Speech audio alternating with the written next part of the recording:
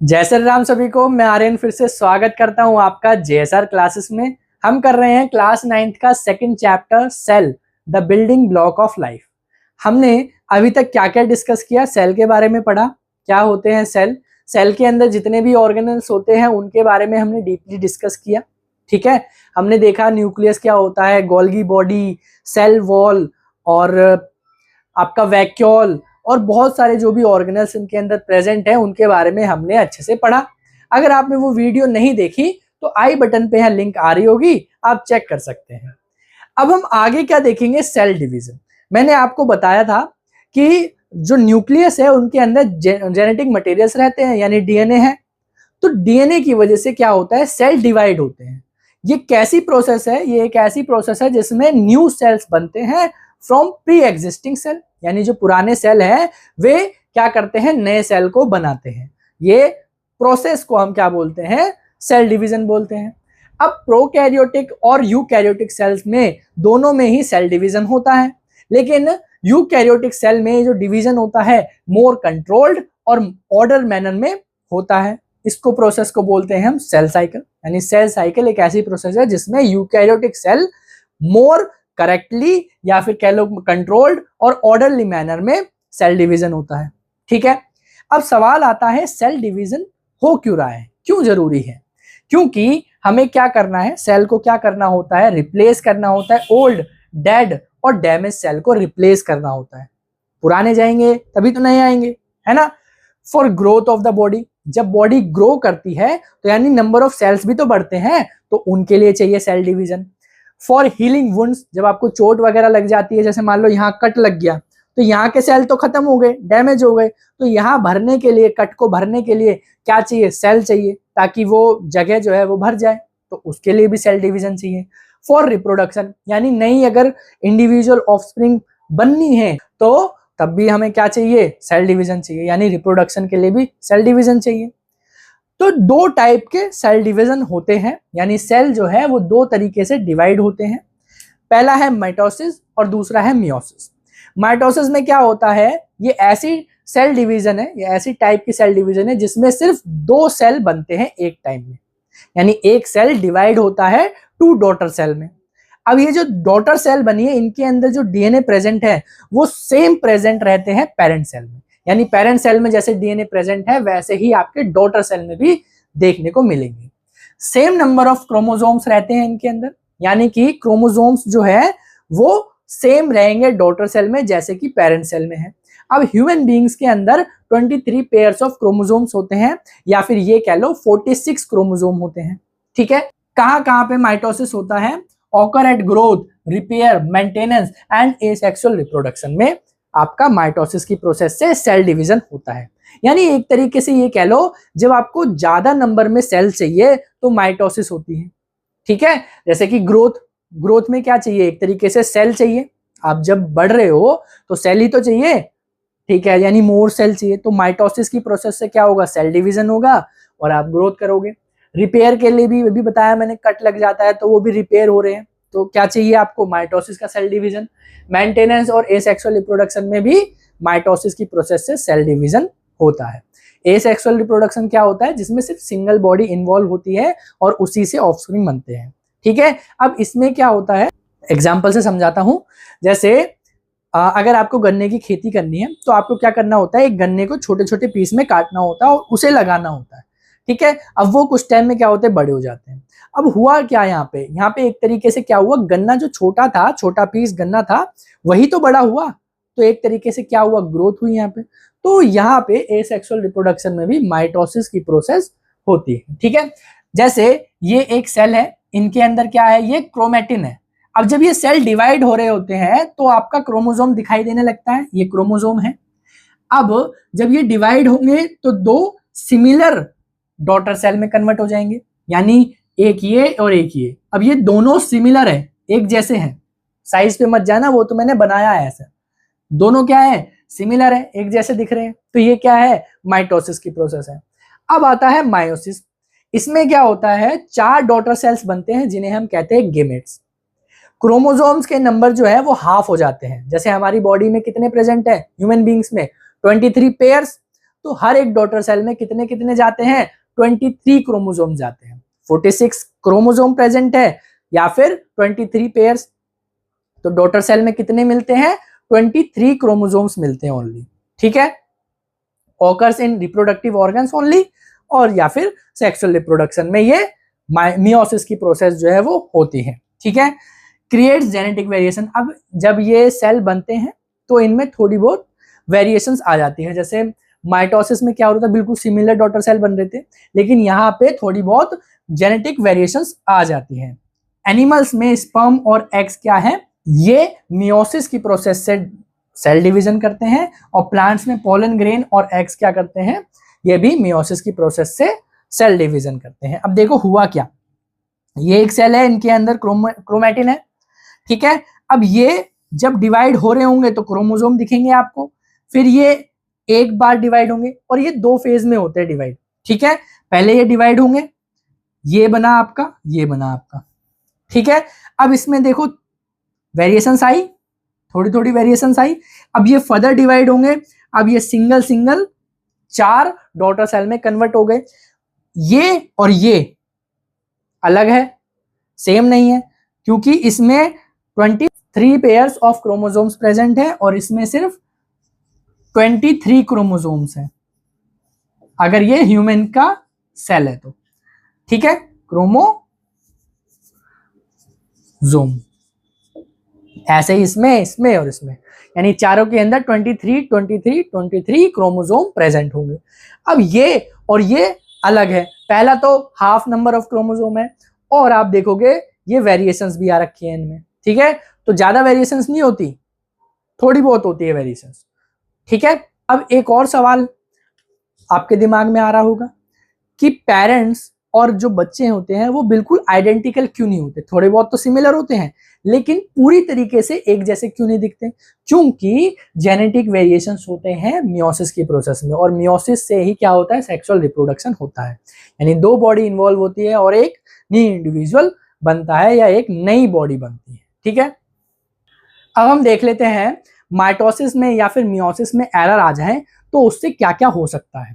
Mitosis में क्या होगा, अनकंट्रोल्ड सेल डिवीजन अनकंट्रोल्ड हो जाएंगे, ट्यूमर बन सकते हैं, और क्रोमोसोम्स के जो नंबर हैं वो एबनॉर्मल हो सकते हैं। जैसे 23 पेयर्स हमारी बॉडी में प्रेजेंट है तो वो नंबर चेंज हो सकते हैं, ठीक है। और इससे होगा क्या, अगर मान लो सेल डिवीजन हो रहा है और कुछ एरर आ गया तो जो डैमेज सेल है वो रिपेयर नहीं हो पाएगा, या जो डैमेज पार्ट है वो रिपेयर नहीं हो पाएगा अच्छे से, ठीक है, वहां पे ट्यूमर बन जाएगा, ठीक है। तो ये हो सकता है। और मियोसिस में जब एरर आता है तो जेनेटिक डिसऑर्डर होता है, डेवलपमेंट प्रॉब्लम्स आ सकती है, फर्टिलिटी रिड्यूस हो सकती है, और अर्ली प्रेगनेंसी लॉस हो सकता है, ठीक है। अब एक सवाल आता है कि अगर जो स्किन सेल है वो किससे डिवाइड करती है, माइटोसिस से सेल डिवीजन करती है। अगर कोई कट वगैरह लगे तो माइटोसिस से क्या होता है, सेल डिवीजन होके वो भर जाता है थोड़ी देर में, ठीक है, यानी थोड़ी दिनों में वो कट जो है वो सही हो जाता है। अगर यहाँ पे कंडीशन बनाई है कि स्किन सेल किससे सेल डिवीजन स्टार्ट कर दे, मियोसिस से इंस्टेड ऑफ माइटोसिस, और स्किन पे कट आ जाए तो आपको क्या लगता है क्या होगा। देखो पहली बात, वो कट अच्छे से नहीं भरेगा। क्यों नहीं भरेगा, क्योंकि यहाँ पे हो रहा है मियोसिस में हाफ नंबर ऑफ क्रोमोसोम्स हो जाते हैं हर एक सेल में, यानी 4 डॉटर सेल में बनते हैं और उनके अंदर आधे आधे क्रोमोसोम्स होते हैं, यानी इंफॉर्मेशन जो है वो आधी है। ये एक तरीके से ऐसा हो गया कि एक पायलट को जहाज उड़ाना सिखा दिया लेकिन उसको सिर्फ उड़ाना सिखाया, लैंड करना नहीं सिखाया, तो क्या होगा, क्रैश हो जाएगा प्लेन। जब एक टाइम तो फ्यूल खत्म होगा ना, और फिर वो लैंड कराएगा तो लैंड होगा नहीं अच्छे से, तो क्या होगा, क्रैश हो जाएगा। तो ऐसे ही हमारी स्किन सेल में भी होगा, अगर मियोसिस से सेल डिवीजन होने लगे और कट लग जाए तो वहां पे क्या होगा, क्रोमोसोम्स आधे हैं उन सेल में जो भी सेल डिवीजन करेंगे, तो उनके पास पूरी इंफॉर्मेशन नहीं है कि कैसे उसे हील करे, तो वो सेल जो है वहां पे जो कट लगा है वो अच्छे से क्योर नहीं हो पाएगा और उल्टा खराब हो जाएगा, ठीक है, ट्यूमर भी बन सकता है वहां पे। अब काफी सारे साइंटिस्ट आए, उन्होंने सेल के ऊपर स्टडी करी थी। ये ऐसा नहीं है कि एक ही साइंटिस्ट आया उसने सेल के ऊपर खोज करी और उसी ने सेल की सारी चीजें बताई। धीरे धीरे साइंटिस्ट आए थे, उन्होंने क्या किया था, अपना कंट्रीब्यूशन दिया था सेल की स्टडी में। मैथियस स्लाइडन, इन्होंने बताया कि सारे प्लांट जो है वो सेल से बने हैं, ठीक है। फिर आए आपके थियोडर स्वान, उन्होंने बोला कि सारे एनिमल सेल से बने हैं। फिर रुडोल्फ विर्को आए, उन्होंने बोला कि जो नए सेल बनते हैं वो प्री एग्जिस्टिंग सेल से बनते हैं। यानी एक तरीके से ये बोलो कि जो साइंटिस्ट है, अलग अलग साइंटिस्ट आए, उन्होंने क्या किया, धीरे धीरे कंट्रीब्यूशन दिया सेल के ऊपर और सेल थ्योरी बनी। सेल थ्योरी में क्या बोला गया, all living organism are made up of one और मोर सेल्स, यानी हर लिविंग ऑर्गेनिज्म किससे बने हैं, एक या एक से ज्यादा सेल से बने हैं। और cell is the basic unit of structure and function in living being, यानी लिविंग बीइंग का स्ट्रक्चरल और फंक्शनल यूनिट कौन सा है, सेल है। ठीक है। All cells arise from pre existing cell, और सारे सेल किससे बने हैं, प्री एग्जिस्टिंग सेल से बने। ठीक है। अब एक साइंटिस्ट हमारे इंडिया के भी बहुत फेमस थे, उनका नाम है अरुण कुमार शर्मा। उन्होंने क्या किया था, प्लांट क्रोमोसोम के ऊपर स्टडी करी थी और लैब टेक्निक्स बनाई थी जिनसे क्रोमोसोम्स की स्टडी कर सके। ठीक है। उनको क्या किया गया, पद्म भूषण और शांति स्वरूप भटनागर अवार्ड से सम्मानित किया गया था। ठीक है। तो ये साइंटिस्ट के अपने अपने योगदान थे सेल के ऊपर। आगे देखते हैं हम सेल कल्चर। ये एक ऐसी प्रोसेस है जिसमें प्लांट और एनिमल सेल को ग्रो किया जाता है बॉडी के बाहर, यानी ऐसी कंडीशंस बनाई जाती है जिससे सेल मरे ना और उसके ऊपर स्टडी कर सके। ठीक है। और उनको क्या किया गया, स्टडी करी गई ताकि मेडिसिन बन सके, वैक्सीन बन सके। मेडिसिन वगैरह को टेस्ट करना होता है ना, पहले सेल पे करते हैं कि सेल उससे क्या रिएक्ट करेगा, फिर उसके बाद मेडिसिन वगैरह को आगे टेस्ट के लिए भेजते हैं। तो वो हुआ किसमें, सेल कल्चर में। सेल कल्चर मतलब किसी सेल को बॉडी से बाहर निकाल के उनके ऊपर स्टडी करना। ठीक है। अब आता है कॉन्टैक्ट इनहिबिशन। जो एनिमल सेल है वो डिवीजन स्टॉप कर देते हैं, कब, जब सेल अपने नेबरिंग सेल के कॉन्टैक्ट में आता है। यानी जब एक सेल दूसरे अपने आसपास के सेल के कॉन्टैक्ट में आ जाता है, यानी एक तरीके से जुड़ जाता है, तो वो सेल डिवीजन करना बंद कर देता है। यह सिर्फ पाया जाता है एनिमल सेल्स में। प्लांट सेल में आपको कोई भी कॉन्टैक्ट इनहिबिशन नहीं दिखेगा।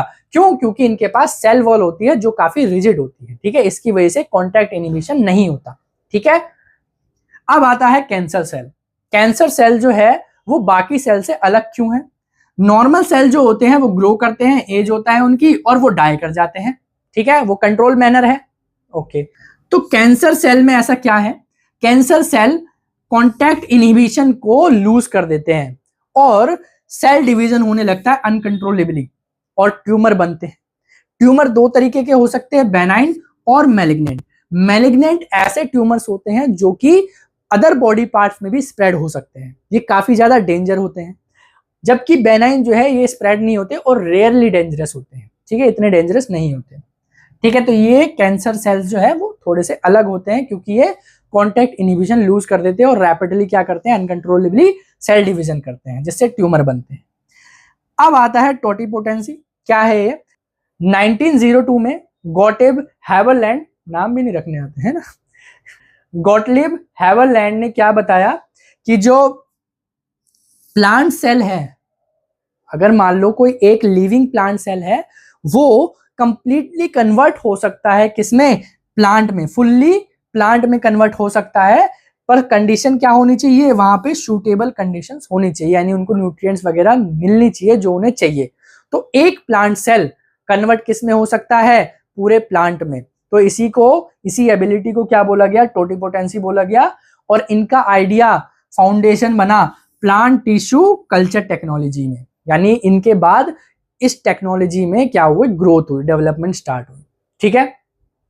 अब कुछ क्वेश्चंस कर लेते हैं कि आपके पेपर में कैसे कैसे क्वेश्चंस आने की संभावना है। ये एनसीईआरटी के कुछ अच्छे क्वेश्चन हैं जो मैंने यहाँ पे पिक किए हैं। पहला क्वेश्चन है, instead of many small ones why does one a cell not have a single giant mitochondrion, how does this relate to the concept of surface area. यानी कि एक सेल के अंदर सिर्फ एक बड़ा माइटोकॉन्ड्रिया क्यों प्रेजेंट नहीं होता। जैसे ये सेल है तो इसके अंदर माइटोकॉन्ड्रिया है, तो इसके अंदर एक बड़ा माइटोकॉन्ड्रिया क्यों प्रेजेंट नहीं होता, इसके अंदर छोटे छोटे माइटोकॉन्ड्रिया क्यों प्रेजेंट होते हैं। देखो होता क्या है, जब एक सेल के अंदर छोटे छोटे माइटोकॉन्ड्रिया प्रेजेंट होते हैं तो इनका जो है सरफेस एरिया बढ़ जाता है। अगर इतने ही एरिया में एक बड़ा माइटोकॉन्ड्रिया बनाया जाए तो सरफेस एरिया इनके अंदर ज़्यादा होगा एज कंपेयर टू दिस। ठीक है। तो इसलिए क्या होता है, छोटे छोटे माइटोकॉन्ड्रिया होते हैं जिससे सरफेस एरिया बढ़ जाए। सरफेस एरिया बढ़ने से क्या होता है, सरफेस एरिया बढ़ने से अच्छे से सेलुलर रेस्पिरेशन होती है, जिससे एनर्जी प्रोडक्शन जो है वो अच्छे से होता है। ठीक है, और सेल जो है वो मोर एफिशिएंट काम करता है। ठीक है, आ गया समझ में। अब अगला क्वेश्चन करते हैं हम। अगला क्वेश्चन है आपका, how is the cell structure and functional unit of the life. ये मैंने आपको बता दिया था कि सेल जो है वो स्ट्रक्चरल यूनिट इसलिए होता है क्योंकि सारे लिविंग ऑर्गेनिज्म सेल से बनते हैं, और सेल क्या है, बेसिक बिल्डिंग ब्लॉक्स है बॉडी स्ट्रक्चर का, तो इसलिए इसे क्या बोलते हैं, स्ट्रक्चरल यूनिट बोलते हैं। और फंक्शनल यूनिट क्यों बोलते हैं, क्योंकि ये सारी वो प्रोसेस करता है, जैसे respiration, nutrition, excretion, growth, reproduction, ये सारी की सारी किसके अंदर मिलती है आपको, इनसाइड सेल। यानी ये सारी जो लाइफ प्रोसेस है वो सेल भी करता है, इसलिए इसे क्या बोलते हैं, फंक्शनल यूनिट भी बोलते हैं। ठीक है, अगला क्वेश्चन करते हैं। ये आपका एक डायग्राम दे रखा है, लेबलिंग दे रखी है, और इनके यहाँ पे हिंट दे रखा है। ठीक है, हिंट दिया है, इनसे मैच करना है। ठीक है, तो करते हैं मैच।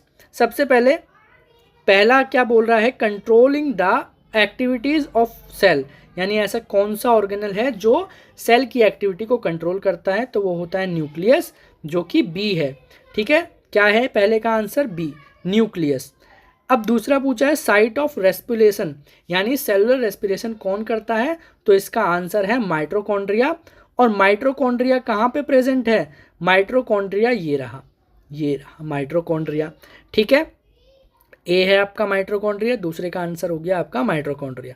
तीसरा है storage organelle that also provides rigidity to the cell, यानी ऐसा स्टोरेज ऑर्गेनल जो सेल को क्या करता है, रिजिडिटी प्रोवाइड करता है, तो वो है बच्चों आपका वैक्यूल। वैक्यूल क्या है, स्टोर की तरह काम करता है। ठीक है, ये वेस्ट मटेरियल, वाटर वगैरह को स्टोर भी करता है और रिजिडिटी भी प्रोवाइड करता है हमारे सेल को। ठीक है, अगला है separates the cell contents from the surrounding, ऐसा कौन सा सब्सटेंस है जो कि सेल के कंटेंट को सराउंडिंग से सेपरेट करता है, तो वो है बच्चों आपका सेल मेम्ब्रेन। ठीक है, सेल मेम्ब्रेन यहाँ पे कौन है, सेल मेम्ब्रेन है आपका एफ, तो एफ क्या है आपका, सेल मेम्ब्रेन है। आगे समझ में। अब अगला है आपका provides structural rigidity to the cell. अब आपको ऐसा सब्सटेंस बताना है जो कि रिजिडिटी प्रोवाइड करता है सेल को, तो रिजिडिटी कौन प्रोवाइड करता है बच्चों, रिजिडिटी प्रोवाइड होती है सेल वॉल से। यहाँ ये जो सेल है आपका, ये प्लांट सेल है। कैसे पहचाना आपने, क्योंकि ये जो वैक्यूल है ये काफ़ी बड़ा है। ठीक है, इसलिए क्या है, सेल है प्लांट का। ठीक है, अब इसमें अगला पूछा है packs and stores material received from ER, endoplasmic reticulum से जो भी चीज़ मिलती है तो उसे पैक करता है और स्टोर कौन करता है, गोल्गी करते हैं। कौन करते हैं, गोल्गी अपैरटस। यहाँ पे गोल्गी अपैरटस है ये। ठीक है, फ्लैट एंड स्ट्रक्चर जो होता है इनका, तो ये क्या है, गोल्गी अपैरटस। अब अगला है हेल्प्स इन मैन्युफैक्चरिंग फूड, ऐसा कौन सा ऑर्गेनल है जो फूड को मैन्युफैक्चर करने में हेल्प करता है, तो ये प्लांट सेल है। प्लांट सेल में ये जो है आपका क्या करता है, फूड बनाने में हेल्प करता है। ठीक है, ये क्या है आपका, क्लोरोप्लास्ट है। ठीक है, प्लास्टिड और स्पेशल टाइप का प्लास्टिड है जो कि क्लोरोप्लास्ट है। ठीक है, अगला क्वेश्चन करते हैं हम। दो बच्चे हैं रेनू और रोहित, इसमें क्या बोला है, इन्होंने क्या करा है, प्लास्टिड के ऊपर डिस्कशन किया है। रेनू क्या बोलती है कि सारे जो पार्ट्स है प्लांट के, इवन रूट, इनके पास क्या होता है, प्लास्टिड्स होता है। लेकिन रोहित इस बात से डिसएग्री करता है और वो बोलता है कि प्लास्टिड जो है वो रूट में एब्सेंट होती है। क्यों, क्योंकि रूट को खाना बनाने के लिए फोटोसिंथेसिस नहीं करना पड़ता। तो आपको बताना है कौन यहाँ पे सही है, किसका स्टेटमेंट यहाँ पे सही है। तो यहाँ पे हमारी जो रेनू है ये सही बता रही है। क्यों बता रही है सही, क्योंकि यहाँ पे किसकी बात करी जा रही है, प्लास्टिड्स की, ना कि क्लोरोप्लास्ट की। क्लोरोप्लास्ट की अगर बात करते तो हमारा जो रोहित है वो जीत जाता, उसका जो तर्क है वो सही होता। प्लास्टिड जो है बच्चों वो रूट्स में भी प्रेजेंट होते हैं, हो सकता है वहाँ पे ल्यूकोप्लास्ट हो, लेकिन है तो वो भी प्लास्टिड्स जो कि क्या करता है, स्टार्च जैसे फूड को स्टोर करके रखता है। और जो क्लोरोप्लास्ट होता है वो मेनली कहाँ प्रेजेंट होते हैं, ग्रीन पार्ट्स ऑफ प्लांट्स में, जो कि फोटोसिंथेसिस करते हैं। ठीक है, समझ में आ गया? ओके, आगे बढ़ते हैं। अगला क्वेश्चन है माइटोकॉन्ड्रिया और क्लोरोप्लास्ट में आपको क्या करना है, सिमिलैरिटीज़ और डिफरेंस बताना है, क्या क्या होती हैं। तो सिमिलैरिटीज़ ये सब मैंने आपको बता रखी हैं। सिमिलैरिटीज़ क्या है, डबल मेम्ब्रेन ऑर्गेनल होते हैं इनमें, डीएनए और राइबोसोम्स होते हैं इनके पास अपने खुद के, और ये क्या करते हैं, एनर्जी कन्वर्जन करते हैं। ठीक है, डिफरेंस क्या है, माइटोकॉन्ड्रिया सेल रेस्पिरेशन करता है, प्लांट और एनिमल सेल दोनों में मिलता है, और ये क्या करता है, फूड से एनर्जी रिलीज करता है। इसके पास क्रिस्टे होते हैं जो कि सरफेस एरिया को बढ़ा देते हैं। ठीक है, वहीं क्लोरोप्लास्ट क्या करता है, फोटोसिंथेसिस, प्लांट सेल और एल्गी में मिलते हैं, बस ये एनिमल सेल में नहीं मिलते। सनलाइट का यूज़ करके फूड बनाते हैं, और इनके पास क्या होता है, क्लोरोफिल, जो कि ग्रीन कलर का पिगमेंट है, जो कि थाइलाकोइड्स में एम्बेडेड होता है। ठीक है, अगला क्वेश्चन है, एक रिसर्चर थे, उन्होंने क्या किया, 2 गाजर को लिया, सेम साइज़ की उन्होंने गाजर ली, उनको प्लेन वाटर में रख दिया। ठीक है, एक को प्लेन वाटर में रख दिया और एक को कंसनट्रेटेड सॉल्ट सॉल्यूशन में रख दिया। 24 घंटे बाद उन्होंने क्या देखा, उन्होंने कुछ ऑब्जर्वेशन देखी होगी। अब आपको इन क्वेश्चंस के आधार पे अपने आंसर देने हैं। क्या है क्वेश्चन, पहला है what hypothesis does she want to test through this experiment, यानी इस एक्सपेरिमेंट के थ्रू कौन सा हाइपोथेसिस वो टेस्ट करना चाहती थी। तो वे टेस्ट करना चाहती थी कि जो वाटर है वो मूव करता है अंदर या फिर बाहर प्लांट सेल के थ्रू ऑस्मोसिस, तो उनका वो टेस्ट करना चाहती थी। तो उन्होंने क्या बनाया, हाइपोटोनिक और हाइपरटोनिक सॉल्यूशन बनाया, कंडीशंस बनाई कि वो पानी जो है वो इन सॉल्यूशंस में बाहर या अंदर आएगा। ठीक है, तो क्या होता है, हाइपोटोनिक में पानी अंदर चला जाता है, और हाइपरटोनिक में क्या होता है, पानी जो है वो सेल से बाहर आ जाता है। ठीक है, ये बताया था मैंने। अब अगला क्वेश्चन क्या है इसमें, what would you suggest for the improvement of this experiment, आप इस एक्सपेरिमेंट के लिए क्या सजेस्ट कर सकते हो कि एक्सपेरिमेंट जो है वो अच्छे से हो सके। तो पहले तो आपको क्या करना है, जो कैरेट है उसे 1 से ज़्यादा लेना है ताकि एक्यूरेसी अच्छी आए, और इक्वल टाइम, साइज, टेम्परेचर यानी कंडीशंस जो है वो दोनों के लिए सेम लेनी है। ऐसा नहीं कि एक टेम्परेचर अलग रख देंगे और दूसरे के लिए अलग टेम्परेचर रख देंगे। ठीक है, ऐसा नहीं करना। और क्या बोल सकते हो, बोल सकते हो कि आप जो मास है, लेंथ है, वो अच्छे से मेज़र करें, जो चेंज आया है उनमें अच्छे से मेज़र करें ताकि कंपैरिजन जो है वो बेटर हो सके। ठीक है, अगला क्वेश्चन पूछा है, why does the carrot in plain water stiff and crunchy but the carrot in concentrated solution become rubbery and limp. तो इसमें हुआ क्या, जब उन्होंने एक गाजर को सिंपल पानी के अंदर रखा था तो वो हाइपोटोनिक था। ठीक है, यानी बाहर कंसंट्रेशन कम है, पानी का कंसंट्रेशन ज़्यादा है, तो वाटर क्या करेगा, सेल के अंदर चला जाएगा थ्रू ऑस्मोसिस और उसको टर्जिड बना देगा, तो सेल क्या हो जाएगी, स्टिफ हो जाएगी और क्रंची हो जाएगी। लेकिन कंसंट्रेटेड सॉल्ट सॉल्यूशन में क्या होगा, वो हाइपरटोनिक सॉल्यूशन बन जाएगा, जिससे पानी जो है सेल के बाहर आ जाएगा गाजर के।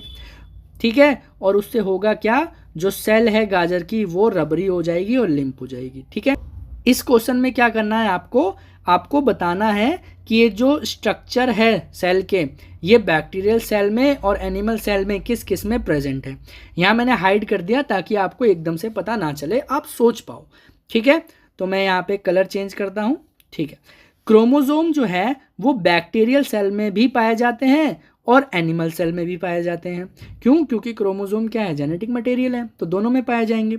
न्यूक्लियस यहाँ पे बैक्टीरियल सेल में नहीं मिलते लेकिन एनिमल सेल में मिलते हैं। क्यों, क्योंकि न्यूक्लियस जो है उनके पास मेम्ब्रेन होता है। और ये जो माइटोकॉन्ड्रिया है, गोल्गी अपैरेटस है यानी गोल्गी कॉम्प्लेक्स है, या क्लोरोप्लास्ट है, वो इनके अंदर बिल्कुल भी नहीं पाए जाते। क्यों, क्योंकि इन तीनों के पास क्या होता है, मेम्ब्रेन होता है। और हमने पढ़ा है कि बैक्टीरियल सेल में क्या नहीं होते, ऑर्गेनल जिसके पास मेम्ब्रेन हो वो प्रेजेंट नहीं होते। किसमें, बैक्टीरियल सेल में। वहीं एनिमल सेल में माइटोकॉन्ड्रिया होता है, गोल्गी होता है, लेकिन क्रोमोप्लास्ट नहीं होता। ठीक है, तो ये आप आंसर देख सकते हो। ठीक है, अब अगला क्वेश्चन है, आपको क्या करना है, एक एक्टिविटी करनी है, आपको आलू लेना है, ठीक है, और इसको क्या करना है, कट करना है। कैसे कि ये एक कप की तरह, जैसे ये आलू आधा कट कर दिया आपने और ये ऐसे करके स्कूप निकाल लेना है जिससे बीच में क्या हो, यहाँ पे गहराई बन जाए, यानी एक तरीके से कप जैसा बन जाए। अब क्या करना है, 4 आपको ऐसे सैंपल लेने हैं और इन सबको क्या करना है, जार के अंदर रखना है। एक को क्या करना है, आपको एम्प्टी रखना है, जार के अंदर डाला जिसके अंदर पानी है। एक कप को क्या करना है, खाली रखना है, दूसरे में शुगर डाल दो, तीसरे में नमक डाल दो और चौथे में क्या करो, उस आलू को बॉईल कर लो। चौथे आलू को पहले बॉईल कर लो, फिर स्कूप निकालो और कप बनाओ और फिर उसके अंदर क्या करो, शुगर सॉल्यूशन रख दो। अब इससे आपको ऑब्जर्वेशन क्या क्या मिलेगी। पहला क्या पूछा है, explain why water gathers in hollowed portion of cup B and cup C. यानी कि ये जो आपने आलू ऐसे काटा था, इसमें क्या रखा था आपने, नमक रखा था, वाइट तो दिखेगा नहीं, इसमें क्या करा था, नमक रखा था।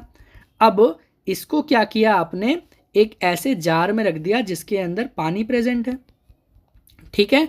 अब ये जो पानी है ये किसके अंदर चला जाएगा, यहाँ आ जाएगा, खाली एरिया में आ जाएगा।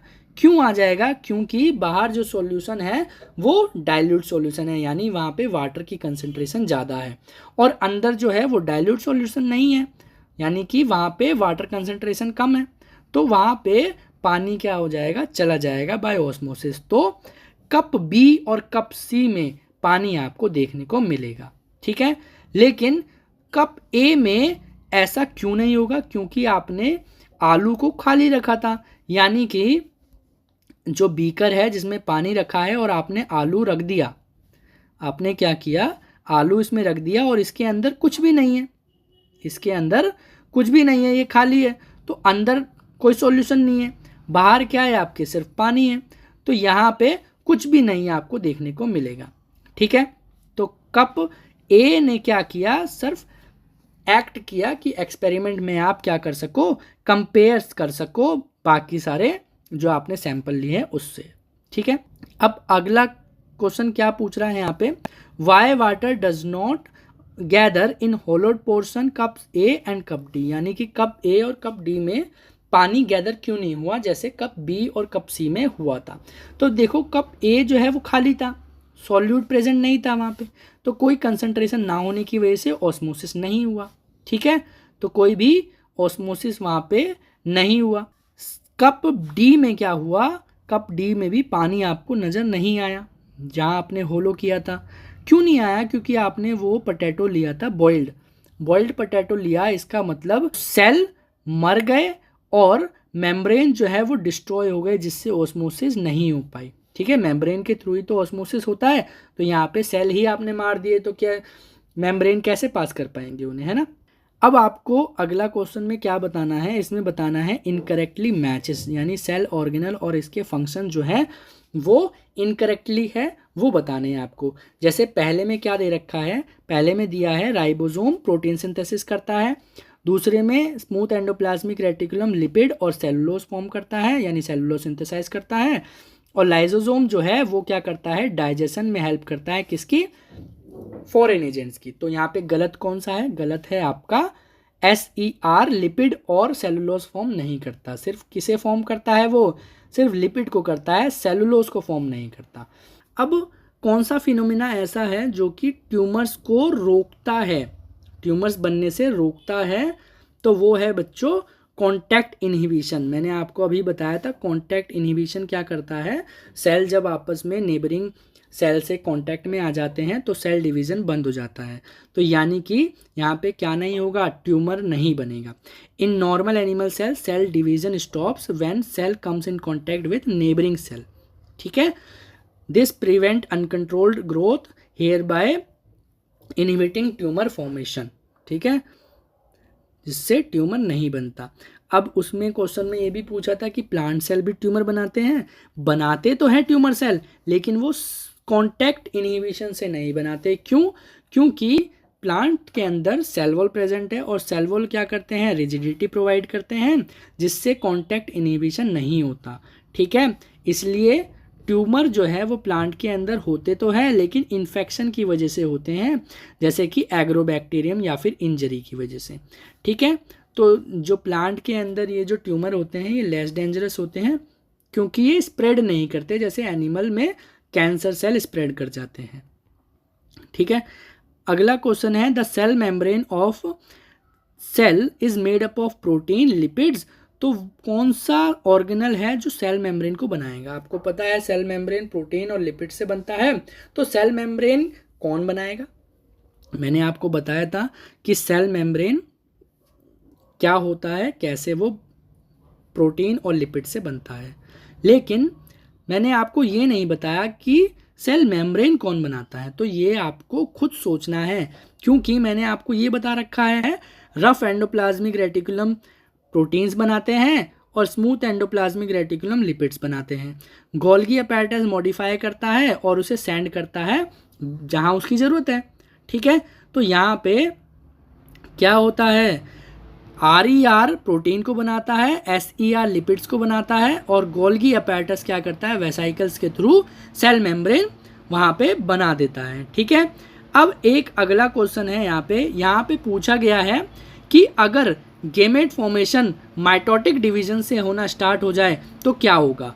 तो यहाँ पे बच्चों माइटोटिक डिवीजन में होता क्या है, माइटोटिक डिवीजन में जब एक सेल है, सेल डिवीजन होता है तो यहाँ पे 2 डॉटर सेल बनती हैं। ठीक है, 2 डॉटर सेल बनती है और ये बिल्कुल सिमिलर होती है अपने पेरेंट सेल से। लेकिन मियोसिस में क्या होता है, जब सेल डिवीजन होता है तो पहले ये 2 फेज में डिवाइड होती है। किस में होती है बच्चों? 2 फेज में डिवाइड होती है और इनके जो डॉटर सेल बनते हैं 4 बनते हैं और हर एक के अंदर हाफ क्रोमोसोम्स आते हैं। ठीक है, अब इनका फ़ायदा क्या होता है? इनका फ़ायदा ये होता है क्योंकि मेल स्पर्म और फीमेल एग ये जब फ्यूज़ होते हैं तो टोटल 23 पेयर्स ऑफ क्रोमोसोम्स वापस आ जाते हैं एक बॉडी के अंदर। लेकिन अगर माइटोटिक डिवीज़न होने लगा गेमेट्स फॉर्मेशन में तो क्या होगा, इसके अंदर भी 23 पेयर्स और दूसरे वाले के अंदर भी 23 पेयर्स। अब ये आपस में फ्यूज़न होंगे तो टोटल 46 पेयर्स बन जाएंगे क्रोमोसोम्स के। अब ये हो गया एक जनरेशन में। अब अगली जनरेशन में फिर से ऐसा ही होगा, फिर से सेल क्या होंगे, दोबारा से फ्यूज़ करेंगे। 23 से क्या बने थे 46 और फिर क्या बन जाएंगे 46 से दोबारा डबल हो जाएंगे तो क्या बन जाएंगे यहाँ पे 92 क्रोमोसोम्स, जो कि पॉसिबल नहीं है। तो वही बताया है, तो क्या होगा, नंबर ऑफ क्रोमोसोम्स जो होंगे वो डिप्लॉयड में ही रहेंगे यानी 2n में ही रहेंगे, जबकि उन्हें हैप्लॉयड में हो जाना चाहिए, मतलब आधे हो जाने चाहिए। तो फर्टिलाइजेशन के टाइम क्या होगा, जाइगोट जो है वो डबल क्रोमोसोम रखेगा, जैसा कि नॉर्मल में होता है उससे डबल रखेगा, जिससे क्या होगा एवरी जनरेशन की क्रोमोसोम्स बढ़ती रहेंगी और ऐसे ऑफस्प्रिंग बनेंगे जो जीवित ही नहीं रह पाएंगे। क्यों? क्योंकि जेनेटिक इम्बैलेंस आ गया और एबनॉर्मेलिटी आ गई। तो इसलिए मायोसिस की प्रोसेस जो है वो एसेंशियल है, क्योंकि हमें कांस्टेंट रखना है अपना क्रोमोसोम का नंबर। ठीक है, जनरेशन को चेंज नहीं करना। तो ये आपका चैप्टर था, मिलते हैं नेक्स्ट चैप्टर में, तब तक के लिए जय हिंद जय भारत।